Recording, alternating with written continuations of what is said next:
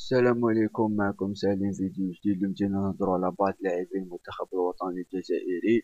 نبداو باللاعب الاول، هو لاعب نادي ليستر سيتي الانجليزي رياض محرز.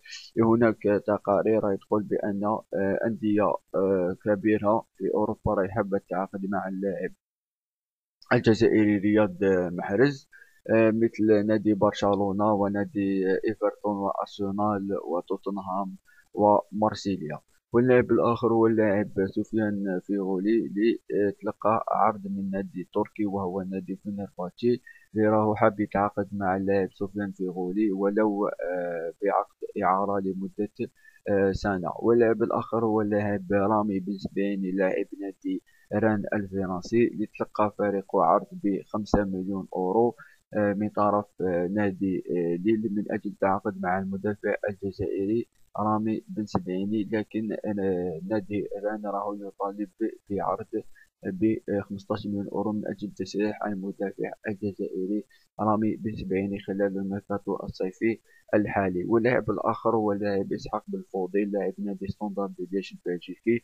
هناك تقارير أي تقول بأن النادي نابولي مهتم بالتعاقد مع اللاعب إسحاق بالفضيل خلال الميركاتو الصيفي، لأن إسحاق بالفضيل راهو حاب يغادر ناديه البلجيكي ستاندرد ليège في الأيام القادمة. واللاعب الآخر هو اللاعب سفير طيدر.